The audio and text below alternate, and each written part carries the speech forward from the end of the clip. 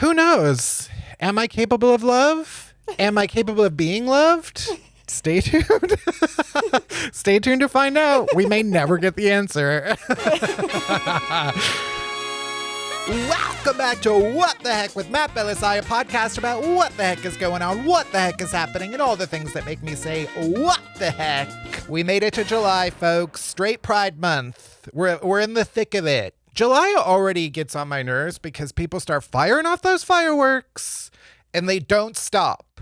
I think the deadline for fireworks should be 1 a.m. July 5th. I'll give you 1 hour after midnight to wrap that shit up, and then it's lights out. Fireworks are so scary to me, partly because growing up, my aunt was dating a man who had to wear an eye patch because he lost an eyeball because of a firework incident. I was like, oh my God.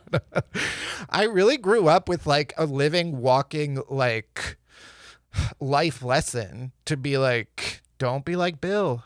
Bill lost his eyeball. I don't know if it was Bill's fault or if he was just kind of a victim of someone else's stupidity. The way it was explained to me was like, I think it was kind of like partly his fault. Not to just get right into victim blaming a firework victim. But yeah, growing up every 4th of July, it was just like, my mom was already someone who is like deeply concerned about literally everything. And like having someone that she could literally point to be like, this is what will happen if you fuck with fireworks. I was like, Jesus. R.I.P. Bill. I don't really know what happened to him. He kind of like left the picture at some point, and I didn't really follow up. I was a child. But no, I watched the 4th of July fireworks on a friend of mine has like a building near the Brooklyn Bridge where you can kind of see the fireworks, and it is insane that they are strapping like thousands of pounds. I'm just making that up, but literally like hundreds and hundreds of fireworks they're strapping to the Brooklyn Bridge, explosives, and then they're setting them off, and we're like, yay. And it looks like we're under attack. It did start on fire. The Brooklyn Bridge started on fire, and it was like a small fire, but the New York Times did like a story about how there was a fire that broke out from the fireworks show, and it quoted someone who was like, I'm a native New Yorker and I know that is not supposed to happen.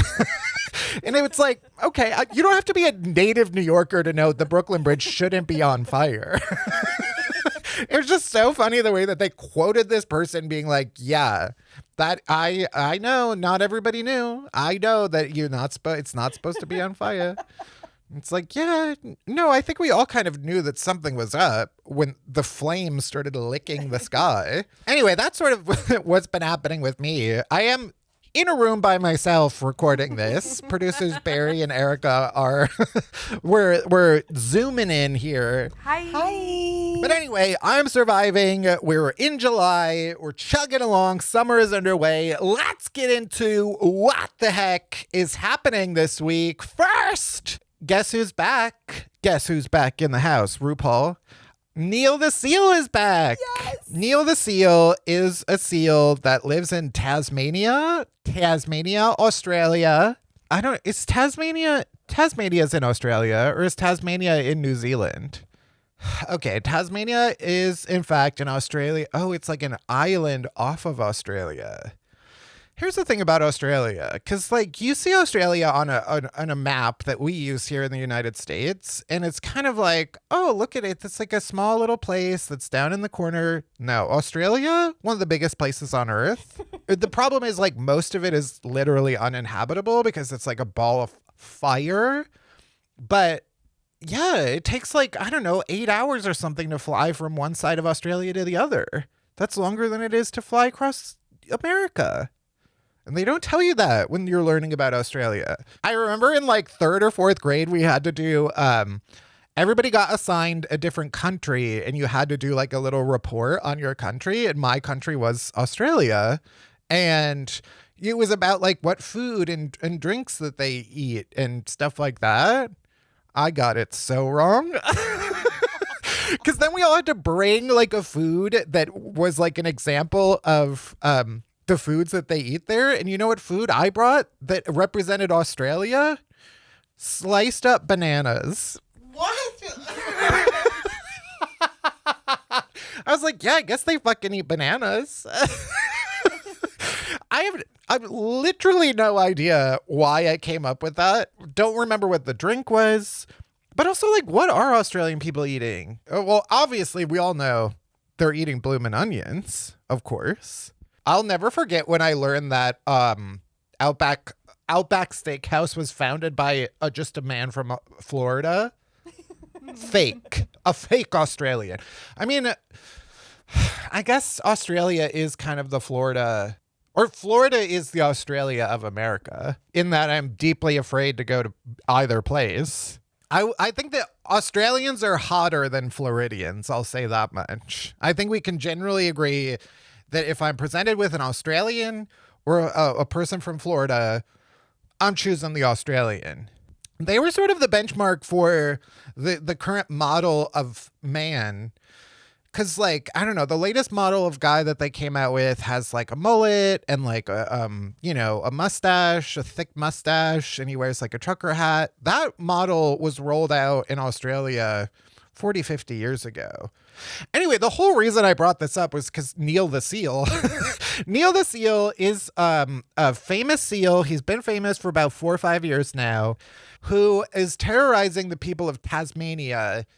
I guess, like, once a year, seals come out to, like, molt. I don't think they're doing, like, a full kind of slithering out of a cocoon style, like, snake thing, right? Seals don't do that. I can't imagine a full-blown seal, like, molting out of its skin. But I do think they, like, come ashore to shed, basically. And the first year, Neil the Seal, who is this, like, crazy seal, everyone was like, oh, look at this guy. And then he started kind of, like, terrorizing people and, like, breaking into their backyards and, like, destroying their shit.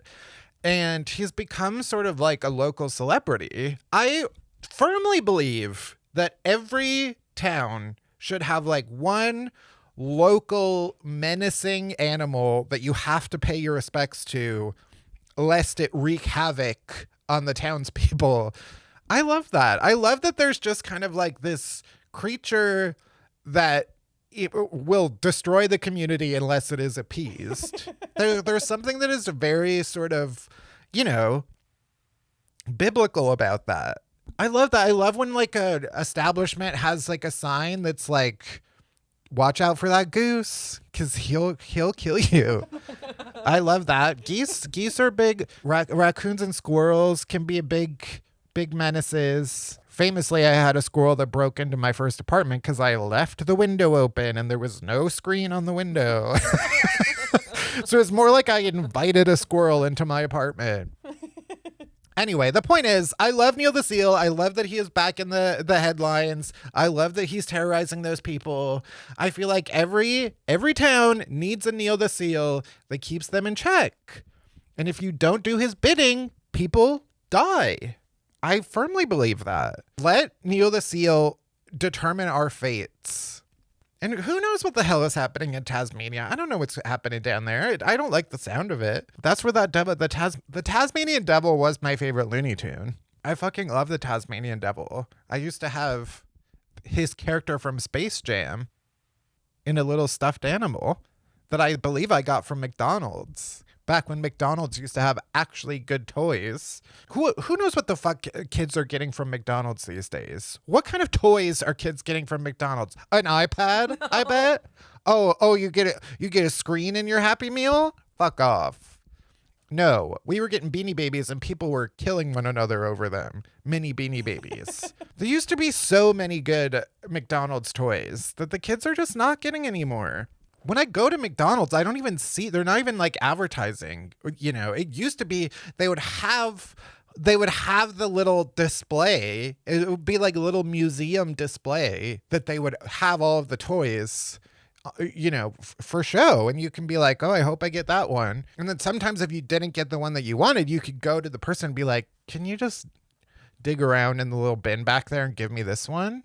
Sometimes they would do it. There was one summer where I remember that it was the Beanie Babies, the little mini Beanie Babies. And we drove around to like several McDonald's in the Chicagoland area to try to get every one of the Beanie Babies. Something was seriously wrong with all of us.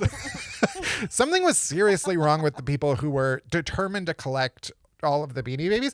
And I guess it's like, evil reinvents itself. Labubu's, it's just like we're on this cycle of everybody kind of going fucking crazy. Anyway, shout out to Neil the Seal. Shout out to Tasmania. Moving on. Everybody's been hearing about this story, at least in my friend group, because there is a diarrhea virus spreading across the country, giving people absolutely explosive shits. Shout out to everybody whose ass has been blown out so hard that they're like, this must be a parasite. I just love that every news reporter who talks about this story has to somehow talk around the fact that this parasite gives you explosive diarrhea. Because that's every story is like, you get this parasite, your ass is going to look like when the Wile E. Coyote accidentally when Elmer Fudd fires his shotgun at Bugs Bunny and the end of the shotgun looks like it's you know what I'm talking about. Yeah, it's fucking people up. One of our friends thought that they had it, and I was like, I don't know. That's kind of insane. Apparently, so I was looking into it. Long story short, there is a parasite that gives you explosive diarrhea. People are blowing out their assholes because of this parasite. And it comes from fresh produce, I guess. It's like, it's not like a new parasite. This has been around for a long time. And it kind of like spikes in the spring and the summer because that's when people are eating more fresh produce. And the produce has got, little buggies on it. That's why I'm not eating fresh produce. That's why I say, give me the processed foods. I'll take my bag of chips. Bag of chips doesn't have parasite in it. Brownie doesn't have parasite in it. That's what you get for wanting to be healthy and eat fresh romaine lettuce. Enjoy shitting your whole asshole out. Enjoy shitting your intestines out because you just couldn't help yourself from eating a romaine lettuce. I think it said it was on like cilantro. It was on... And don't even get me fucking started on cilantro. I don't understand. What do you mean some people taste soap? What do you mean you have the gene that makes cilantro taste like soap? I think people are making that up. I just think it's like, you're fucking with me. What do you mean cilantro, the plant, tastes like something completely different to you because of something in your DNA? No. You're just being a little pussy bitch. Eat the fucking cilantro. I also don't like that cilantro and coriander are the same thing. There's a lot that pisses me off about cilantro. Barry's looking confused, but I know I'm right. This is absolutely news to me. I had no idea this is breaking news. Cilantro and coriander are the same fucking thing. What? Yeah, I don't know if coriander is specifically like the ground up version of cilantro or if it's like some cultures just refer to cilantro as coriander. Yeah, it's fucked up. But I do support not eating it because it might give you explosive D.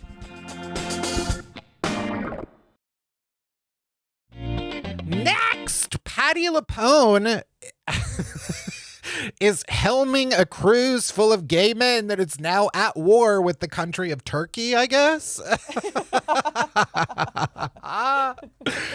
So this sort of came to my attention on 4th of July weekend. Patti LuPone posted this Instagram message saying, essentially, let me just pull it up.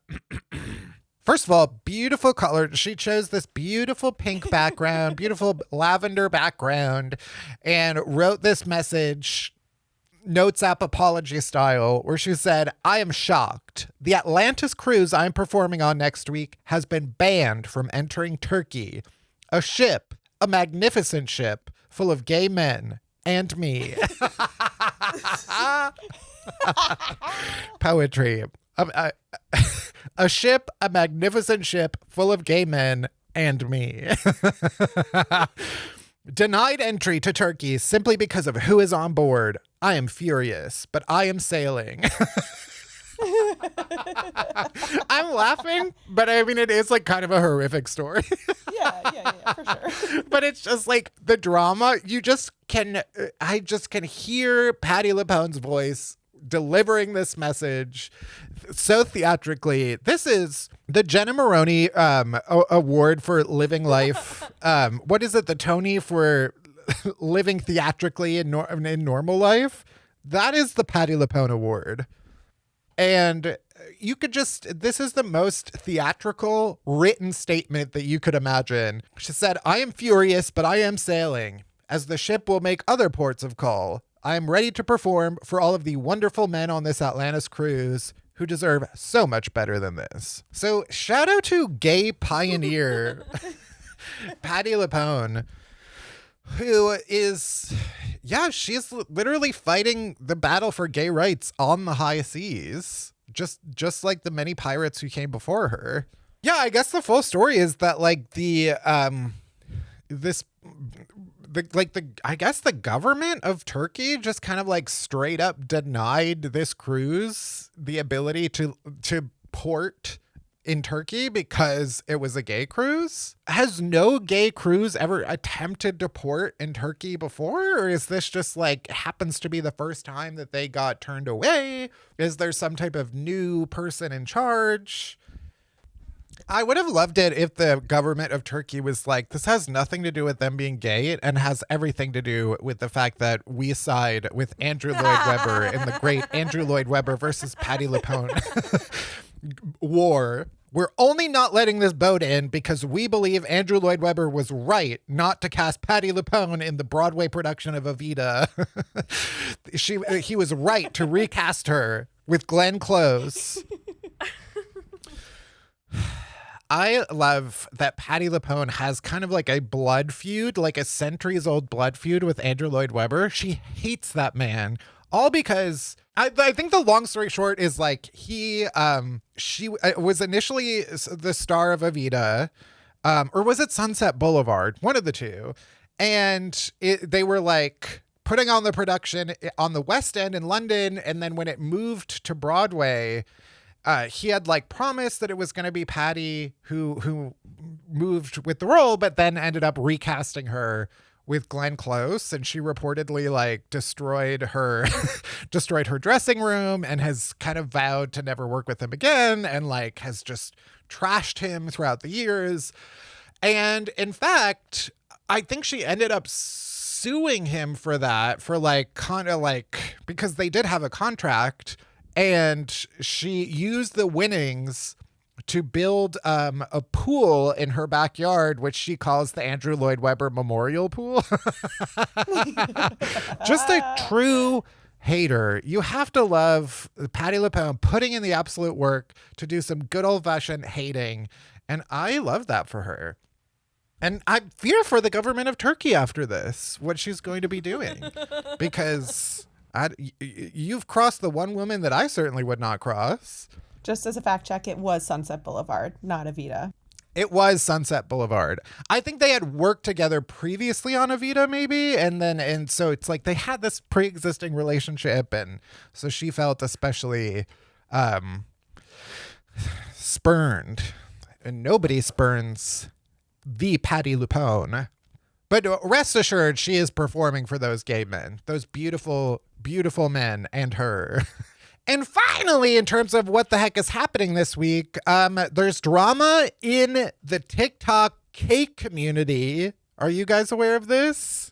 Oh, it's heating up. People's lives are being destroyed over cake on TikTok. It is actually terrifying. Okay, let me try to summarize this in a neat, quick way. So there's this one woman who is a popular recipe developer, and like she posts these videos, and she made a video recently accusing someone of violating her copyright by posting a recipe that she had made for Fruity Pebbles cake pops. And this woman was basically like, guys, I've said this before. She was like making a recipe while she was filming this video. And she was like, guys, I've said this before, but you're not allowed to take recipes from my cookbook and post them on TikTok. A lot of people have done this before. And like, there is a copyright on my cookbook. And if you post my recipe, like, I'm going to send you like a message telling you to take it down. And if you don't, then like, I'm going to get my lawyers involved. This other account, the person that she accused, made a video where she was like she's crying in her car being like, I just got this like threat from this woman. I'm like a small creator. I just started my business. I had no idea that this was like not a thing you're supposed to do. And she's like putting me on blast and threatening me with a lawsuit. And she gave such like, you know, an empathetic story that people went back and were like attacking that other woman. They were like, we're going to burn your house down. I hope that Fruity Pebbles factory explodes in your house. It was insane. And people were like, girl, you put a copyright on a recipe with Fruity Pebbles and boxed cake mix. Like, let's be so for real. So it's just like the drama unfolded from there. And it was people really attacking this woman for like claiming to have a copyright over this recipe. A lot of legal experts, not experts, like I also know as someone who makes food content on the internet, you cannot copyright a recipe. A recipe is something that it cannot be copyrighted because it's technically like just instructions. It's not actually like in the same way that you can't you can't copyright instructions for how to put together a bookshelf. Like, it's not copyrightable material. And it's why food creators have to like kind of get inventive in the way that they make money from stuff. Is like, yeah, you can package everything in like a cookbook with photographs and like stories before all of the recipes, and like you can copyright the like presentation of it and the packaging of it, but you can't actually copyright the recipe itself.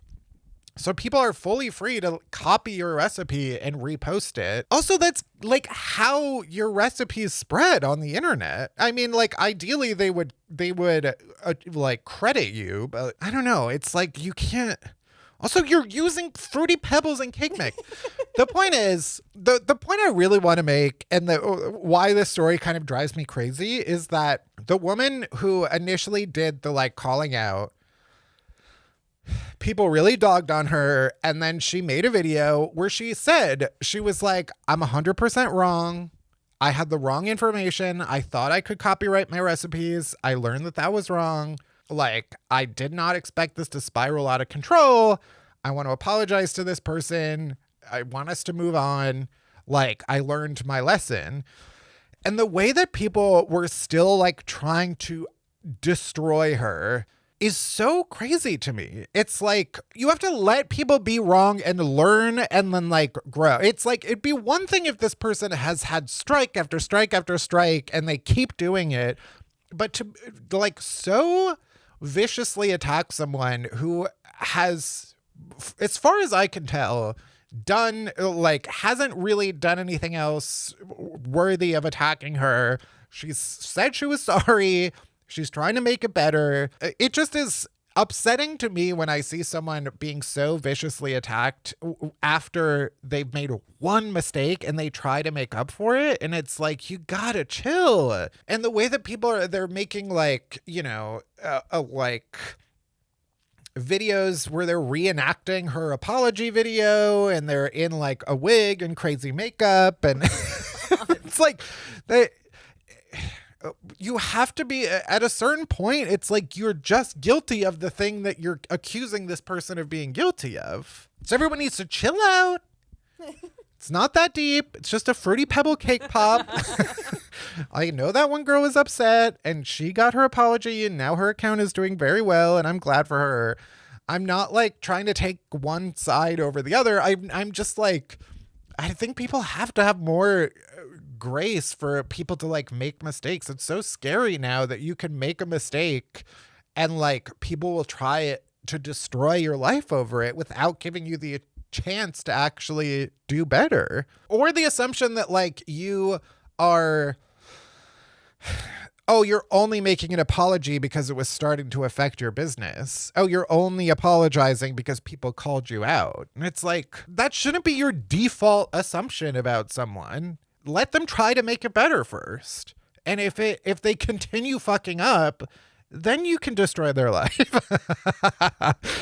If they make one more mistake, then it's lights out. But until then, like, have a little bit more grace.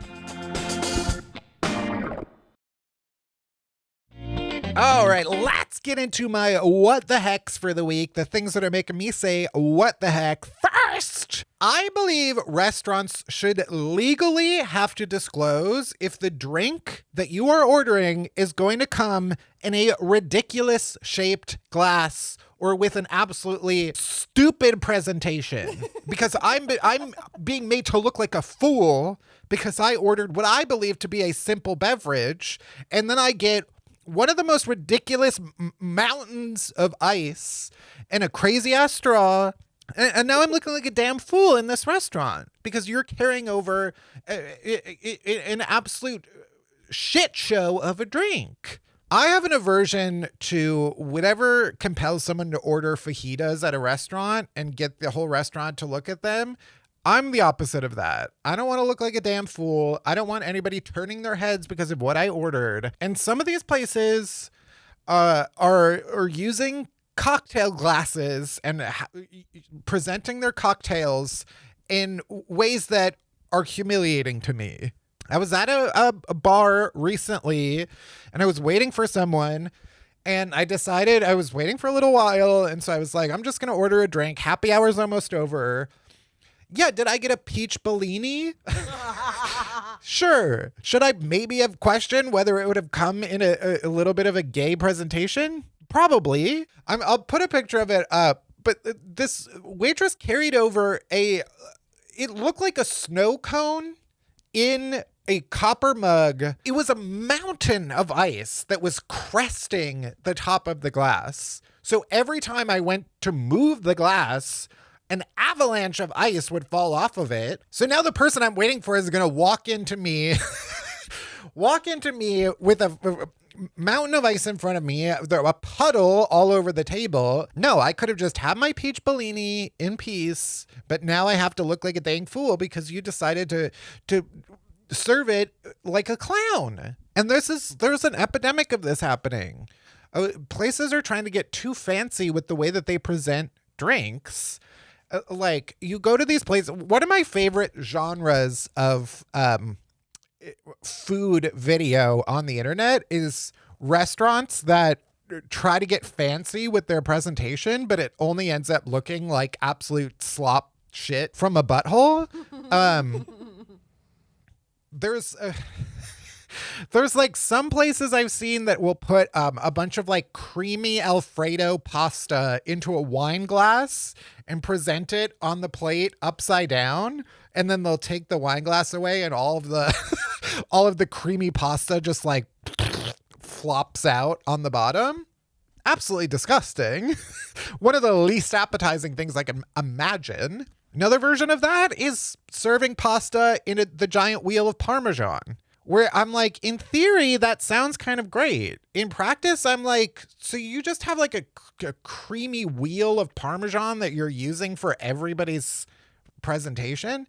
You're just kind of slopping around this communal Parmesan wheel, slapping that creamy noodle all around it? I don't know. That's not sitting right with me. When there's diarrhea causing parasites in the air, give me a fresh bowl. Give me a nice stainless steel bowl that I can have my pasta prepared in. Because otherwise I'm throwing up. They're doing stuff with smoke where they're adding like smokiness to things. So the bartender will have like a little smoke, a little charcoal machine, and they puff smoke under a little dome. And then the waiter brings it to your table and goes and it takes it off like a wizard. I'm here to get fucked up, okay? I'm not here to watch you do magic tricks. I'm not here for you to be fucking David Copperfield or whatever. What's that guy's name? David Copperfield. I always forget which one is David Copperfield, which one is the magician, and which one is Charles Dickens. If they're the same. Because there's kind of two of them. Yeah, David. His name was David Copperfield. But yeah, I will never forget. I was waiting for a date. I was going on a date, and that's why and the guy was 30 minutes late. And it's the one time that I've ever been like, I might get up and leave. I will say he was very communicative about it. And I think both of us afterwards were like, we're never seeing each other again. So I have no reason to like make this guy seem any better or worse than he is. So I'm not like defending him, but he is like, he was very communicative. I think we had a misunderstanding about what time we had actually like landed on for when to meet. But I was waiting there for a half hour and a happy hour was about to be up. So I'm like, I'm getting a peach Bellini. And it came in that ridiculous presentation. And then once he got there, I was like, I'm going to switch and get a different drink. It came in the fucking same glass with the same mound of ice. And his drink didn't come like that. I just think if you're like, I cannot emphasize how many inches of ice above the glass that this was of like crushed ice, like a snow cone, but not even that fine. It was more like, the ice that's like I don't know if it's like Sonic ice that is sort of like the cubed ice. It's like the small shaved ice, solid 3 inches above the glass, I would say. So every time I moved it, there would just be an absolute waterfall. Everybody was looking at me, I bet. They said, look at that FAG with his peach Bellini. It wasn't bad. The other thing is, like, when you have that much ice in it, I'm like, I can't even see how much beverage is in this. For all I know, you're cheating me. I want a clear glass where I can see all of the liquid and know how far down I am. The point is, I think restaurants legally have to tell you if the drink you're getting is going to come in a ridiculous shape or with a ridiculous presentation. I think they should have to say that so you can be like, on second thought, I'm just going to have a beer. I'm not even like crazy. Like, I think people who are like, ew, no, I don't want like a crazy foo-foo looking gay drink. No, give me a gay drink. I don't care. But I think like there's a limit. I at least have like a diagram of what I'm getting so I can decide whether I want to look foolish or not. Next. This is really just a Love Island rant. Love Island US is wrapping up this week, but the men on Love Island are giving kind of a masterclass on being the worst fucking person you could possibly be. The men on Love Island US in particular, but it's so fascinating to watch because these men are using the words, your feelings are valid, like it's a get out of jail free card, and it's making me sick. They think that they've cracked some type of code where if they just say your feelings are valid, they can literally do whatever they want. They could slap a woman across the face, and when she says ow, they'd say your feelings are valid, and they think that they're just going to get out of any consequences. You should all be put in jail. I don't know if Guantanamo is still around or if we're still kind of wrapping that up. But I think that the men of Love Island, they should say, hey, we got a boat for you. And they should bring the men of Love Island directly to Guantanamo Bay and then do whatever that they were doing back then. Because these men are getting away with far too much by thinking that they just have an Uno reverse card with the phrase, your feelings are valid. There's something about Love Island that my face, it's giving me wrinkles because I'm watching every episode of Love Island with my face scrunched up in disgust at the behavior that I'm witnessing. And so it's making me sick to my stomach and it's giving me wrinkles because I'm sitting there like, ugh, what, you're putting up with this? I think if I were on Love Island, I'd be like, I'm going to go home. I'm not really feeling any of you. You're all kind of disgusting me. And I don't really even care about this vacation. I'm out. And I would eat all of the snacks until they kick me off. I will say the elevator repairman that I was sort of dogging on initially, he grew on me. I kind of fuck with him now. And I would let him repair an elevator in my building. In fact, I would encourage it.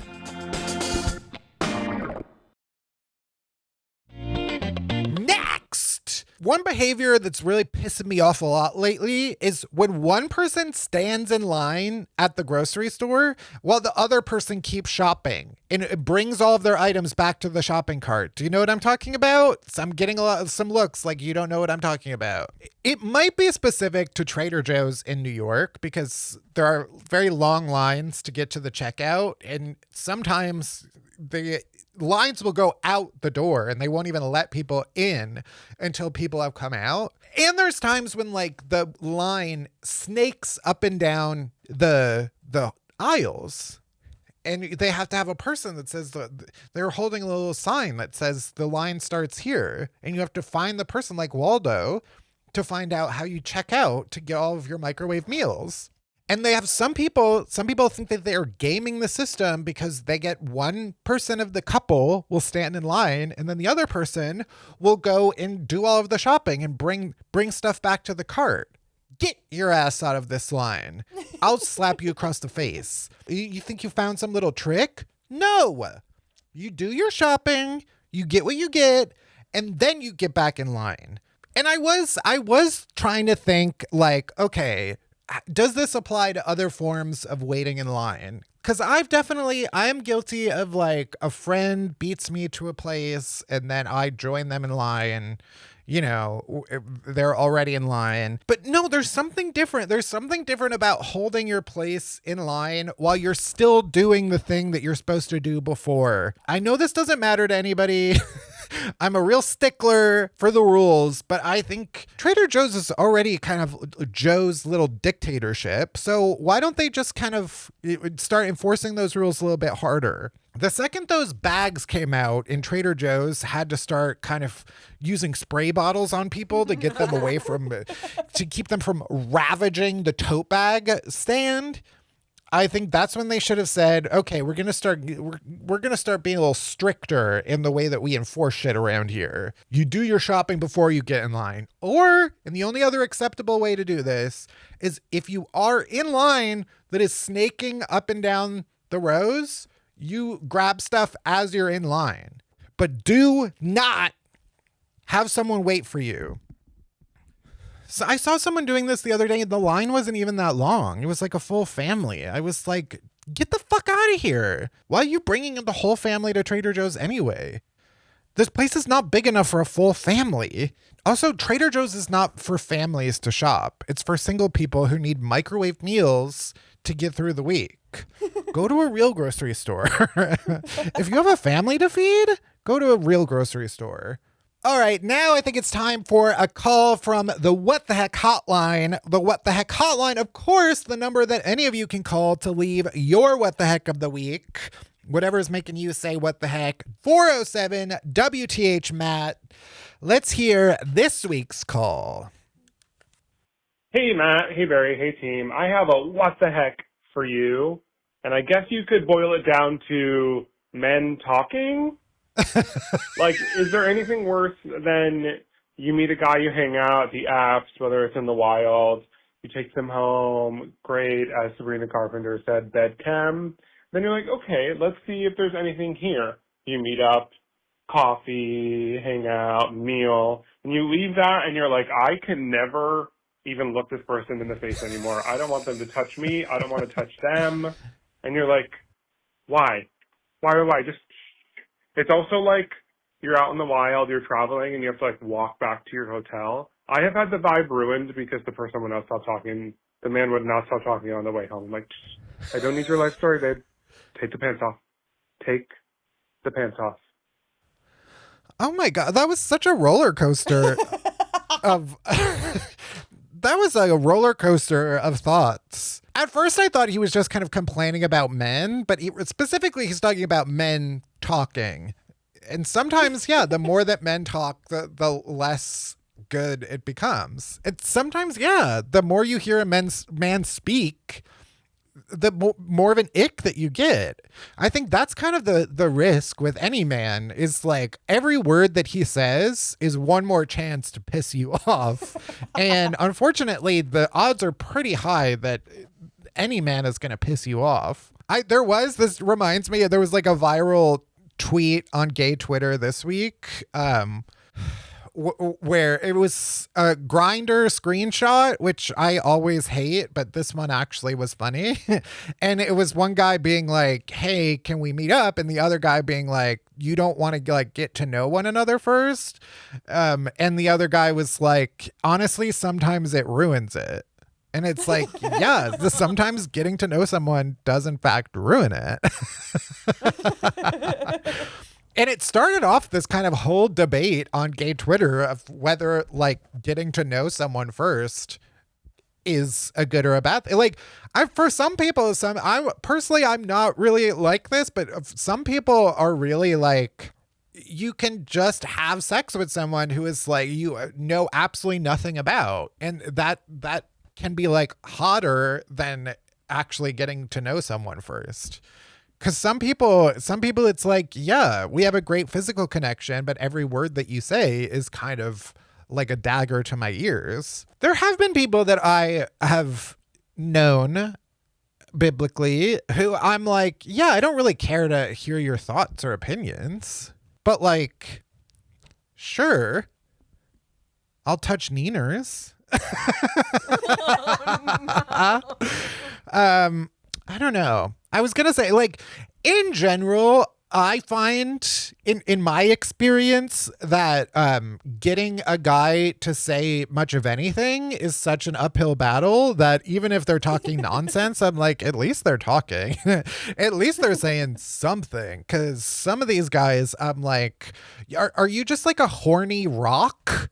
Like, I feel like I'm talking to a wall that can only repeat a handful of horny phrases. And I'm like, yeah, sure. Sometimes you want to just kind of touch Nieners with a rock. But other times it's like, I would like to have a little bit of a conversation. Maybe I'm the guy who ruins the vibe by talking too much. Anyway, yeah, it's tough out there. I don't really know. I think I've had to institute a little bit of a rule where it's like, listen, we need to keep first dates to be a little bit shorter, because I'm one of those people who can kind of vibe with anybody. Like I'm one of those people who I know, like, if I'm going out with someone, I know I can have a conversation with someone for a couple of hours and like easily feel like, okay, this is like a nice conversation.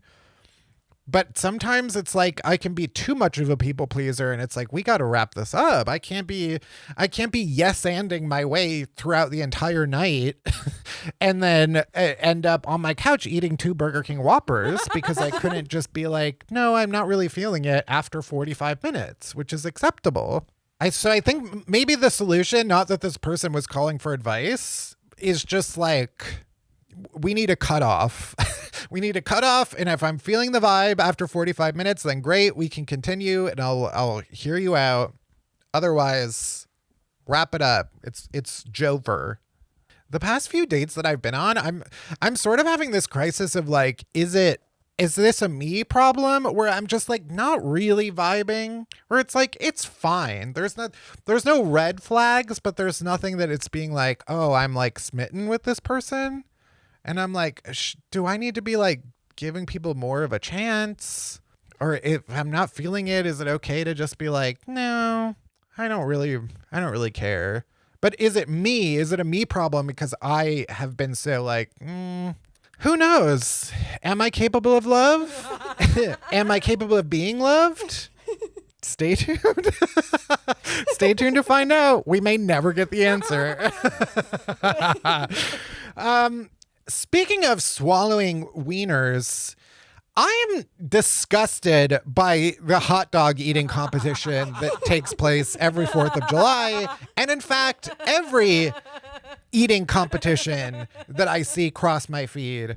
There was another one, I think in Florida, it must be in Florida, that they do a key lime pie eating competition. I think that they were in the midst of like state fair season. So there's a lot of like eating competitions. And I'm like, this is not a thing that we should be celebrating.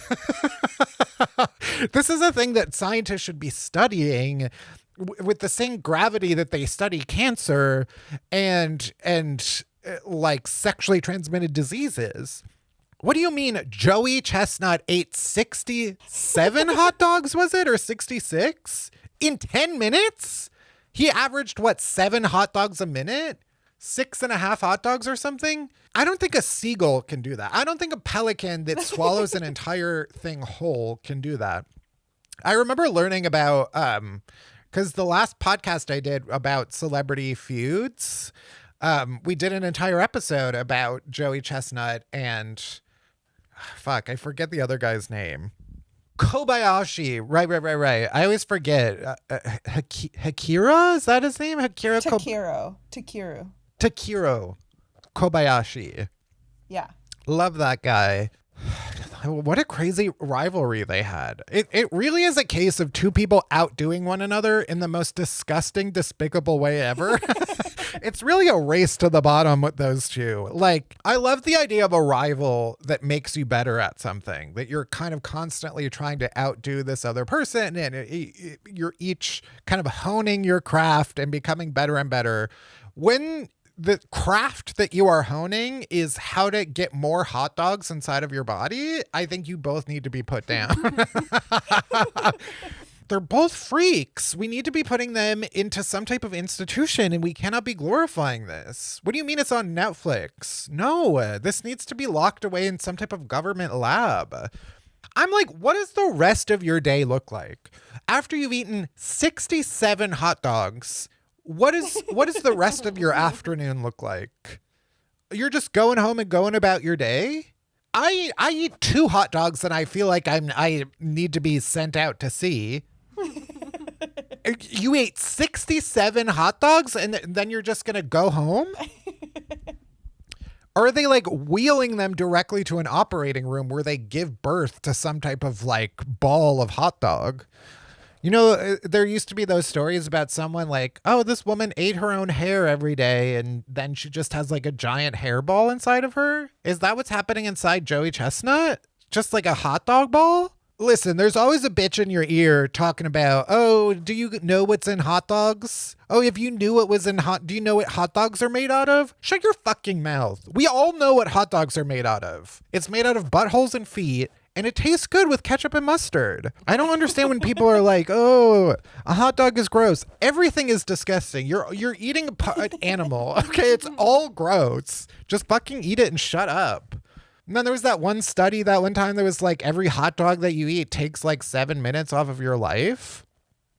I probably wasn't going to do anything good with those 7 minutes anyway. Might as well enjoy a hot dog. I'm actually pissed that I didn't get to eat any hot dogs on the 4th of July. I was pretty upset about it because we ended up getting Shake Shack with like a great American meal and they didn't have hot dogs. So I only had a burger, which is like, that's acceptable. But like, I do desperately feel like I need a hot dog inside of me immediately.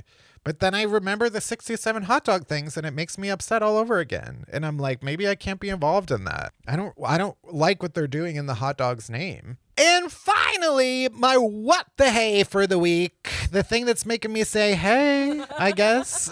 My opposite of a what the heck. It makes sense. Just go along with it. This week, my what the hey is going to go ahead and be Greek mythology because I've been really getting into it this week. Yeah, I've been on my Greek mythology shit in preparation for the Odyssey that I'm seeing soon. I just remember, I mean, like, I think it's a cliche at this point that like every gay child loved Greek mythology when we were teenagers, when you like learn about it in middle school or whatever. Loved that shit. But I've been reading stuff before I read the Odyssey so I can understand what the hell is going on.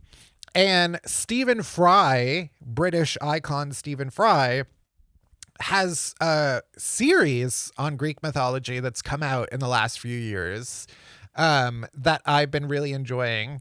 And he does the audiobooks too. And, you know, it's always nice when the audiobook is read by Stephen Fry. But he has the first book is about like all of the Greek gods. The second one is about all of the Greek heroes. And then there's one on Troy, which is like the Iliad. And then there's one on the Odyssey. And so it's nice to read that and sort of get it in like a funny British, like modern British voice to understand the story. And then you can go back and listen to her read the Odyssey and sort of know what the hell is going on. There is an audiobook version of the Odyssey read by Claire Danes is the one that I'm like, sure, why not?